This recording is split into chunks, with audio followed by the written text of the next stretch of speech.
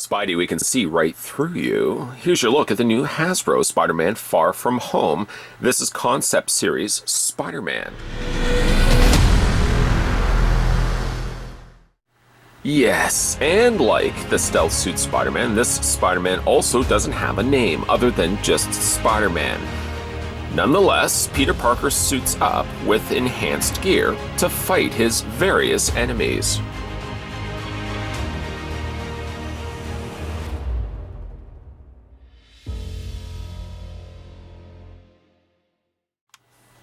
We're going to go ahead and grab the tape measure and measure off John Cena as Spider-Man. Non-wrestling fans will probably get the joke. The tape measure tells us, it was a pretty bad joke. The tape measure tells us, I admit that, 5.5, stick to the plan, 5.5 inches, 0.5 inches in height. Yes, the exact same as the other Spider-Man figures. Oh, I just gave it away. You guys probably already knew that already. You're smart viewers. 14 centimeters even is see-through Spider-Man. By this game, I don't even know what to call these figures. They're all listed on the packaging as Spider-Man. I guess the one on the far right, the one that we looked at first, it's not really technically too far right, was called Concept Series Spider-Man, and that was at least enough to separate it from this one right here. But the middle one is also called Concept Series Spider-Man. At the very least, they could have given these ones different names. Stealth suits, original costume, and maybe, I don't know, see-through Spider-Man. that's such a go-to, but I can't really think of any other thing I would call the one that's in the middle. Or it could be, we can't really call it stealth suit, because really the one on the far left has inherited that namesake. I don't even know what would you call the middle Spider-Man. Anyways, in the meantime, while you guys are typing out your answers down below, looking forward to reading those, by the way. These are the three Spider-Men that we've had a look at so far. Well, we've looked at the ones on the end. Let's have a look at the one in the middle with no name whatsoever. And again, just in case there's somebody out there in the mob that says I'm making this up, you're a fibber face. Well, there's the packaging right there. It says Spider-Man, top right, Far From Home, and on the far side it says Concept Series. It doesn't say anywhere on the packaging what specifically this figure's name is. So, I don't know.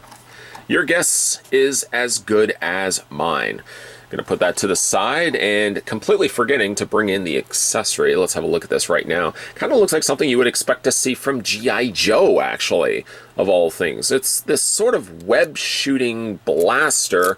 Doesn't really even... It shoots only by friction, and friction involves you to push on the back. Sometimes even the strength of Hercules wouldn't be able to project that out. But this is the accessory he comes included with. It's a bit weak sauce, if you ask me. It's also further much a bit of a frustration, because it's supposed to fit quite easily on his wrist, and I find I actually have to apply a fair bit of pressure to wedge it over top of Spider-Man's wrist. It works the exact same on either wrist, depending which one that you want to go with. And obviously the missile will be firing forward. Now, based on the texturing, let me just go ahead and pop the missile out. There we go. Based on the texturing, I'll put Spider-Man there for a second. It would be probably safe to assume that this is some sort of web grenade launcher, some web missile. Spider-Man probably would never use this in the film, nor do I really... I mean, come on, we'll come to terms with the fact I don't think this costume will make much in the way of the appearance in a film. Sure enough, it won't definitely probably make its appearance in Far From Home. But there's the web shooter, missile, whatever you want to call it. And like I said, it just attaches to the front. You'll know the front, by the way, because it's got the red ring around the front. There's nothing on the back. And obviously, putting it in, there'll be one big stopping point where the knuckle, if you will, of the missile won't go any bit further. So we'll have to put it all, obviously, on that side. Sort of a throwaway accessory. I didn't actually throw it, it's right there. I just didn't want to, because I know I would have to go find it later. Sort of a bit of a proverbial throwaway accessory. It's not something which I'm going to probably display with the figure. Nonetheless, let's have a look at See-Through Spider-Man. Now, I could be having egg on my face eventually when this film comes out to make the following proclamation. I don't suspect this look of Spider-Man will be making any sort of appearance in Far From Home. Sure enough, Time Jumper will be commenting down below. Well, I've seen the film, thank you, and I actually just had a whole bunch of friends over. We had Tostitos. Yes, Tostitos were brought back in the future.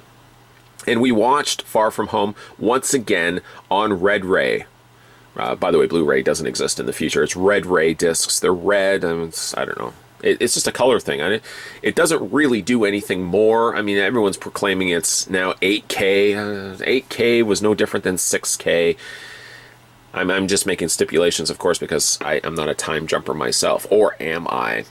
But anybody probably from the future will be able to tell me whether this suit appears in the film.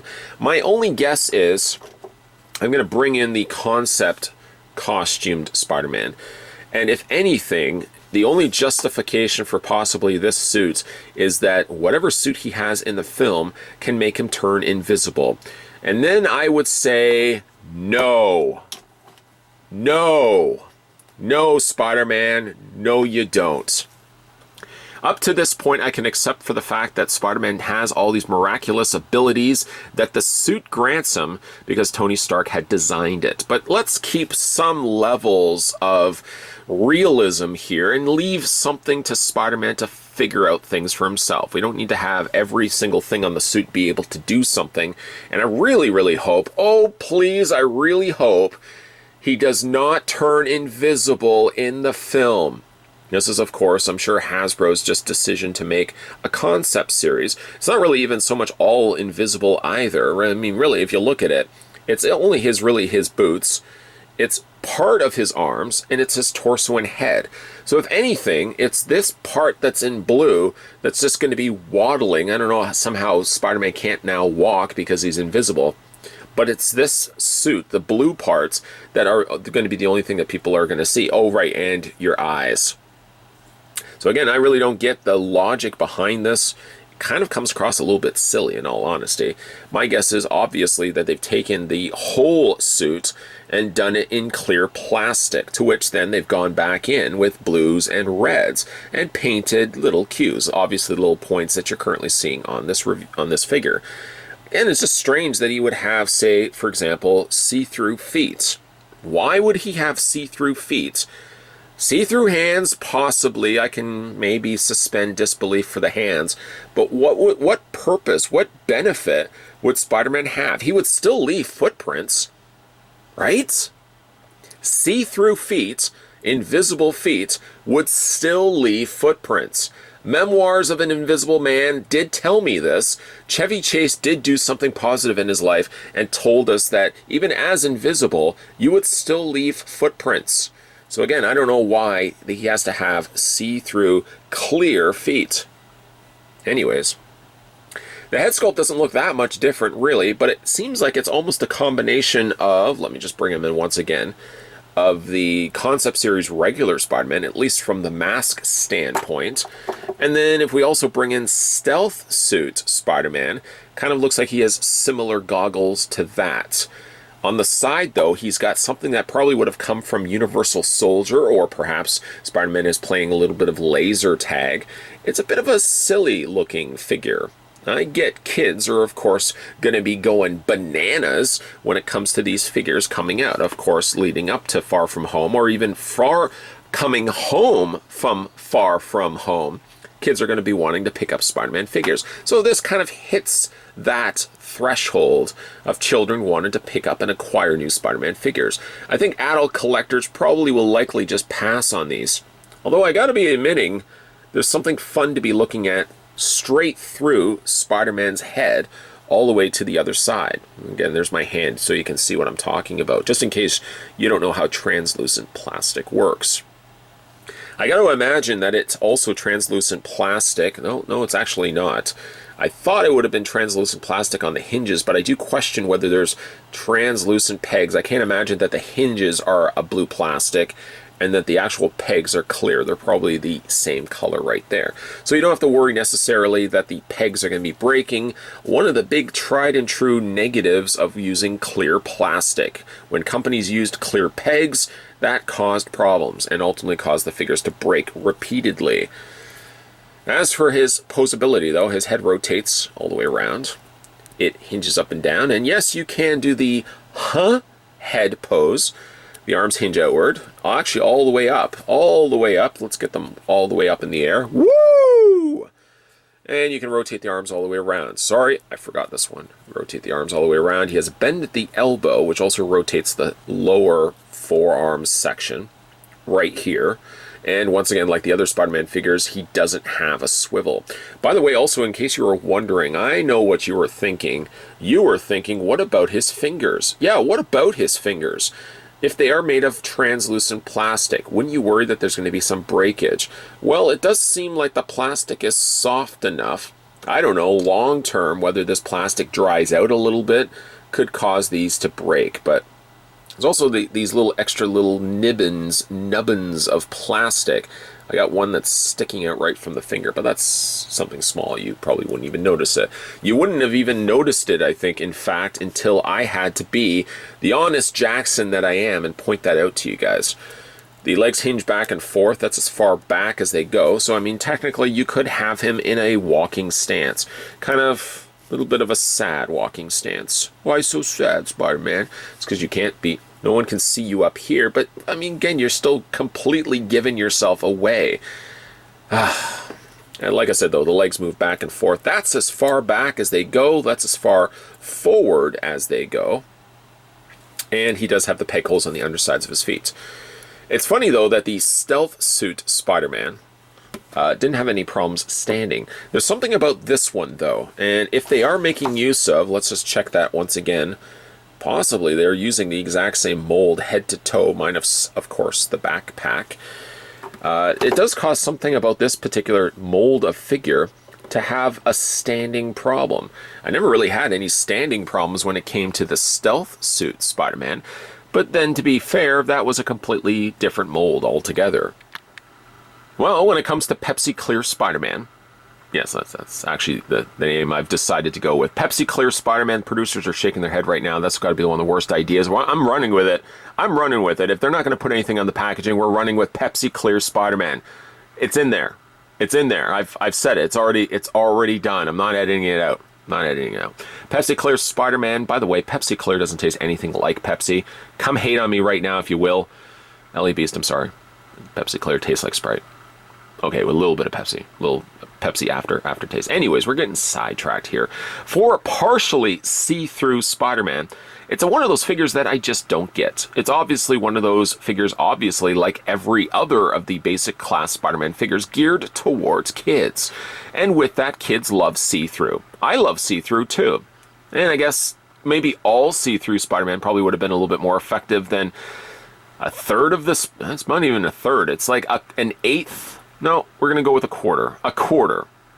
Yeah, I'm looking at it right now. That's a quarter. That's a quarter clear Spider-Man. Quarter clear Spider-Man still isn't effective. If his idea is to be able to slip into places unknown by the people that are guarding these locations, these buildings, I really don't think that's going to be all that effective. People can still see at least 3/4 of you. It was about 3/4.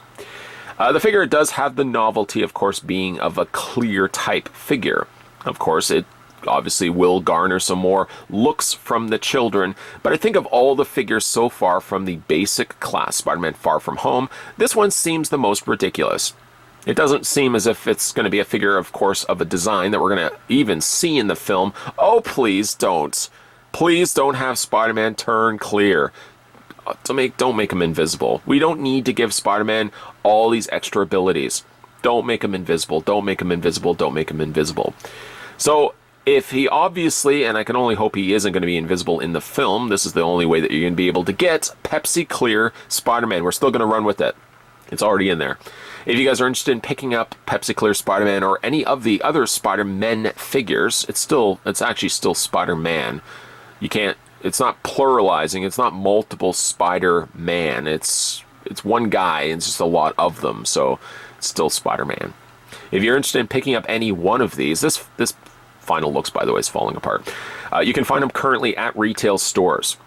Good luck, happy hunting, and the price point for these in Canada were $12.99, just FYI. Some people want to know what the prices are. Doesn't really help if you live in Alaska, what the price is in Canada, but nonetheless, $12.99 is what you're going to get, paying a little bit of tax on top of that, because the government's got to take a little, we take a lot. But there you go, That's 411 on Pepsi Clear Spider-Man. I'm not going to say it anymore, because it's probably annoying people. If you guys wanted to go back and have a look at my other Spider-Man Far From Home figures, it's not that far. You don't have to trek that far from home. Oh, you see what I did? No, that's okay. That's weak as well. It should be the 2 reviews just before this video here. Also, if you are new to this channel, hello, come on in. No, I don't have any Pepsi Clear. I have had it when it came back. I still thought, look, this tastes like Sprite. Make sure you hit that little red subscribe button at the bottom right-hand corner of this screen.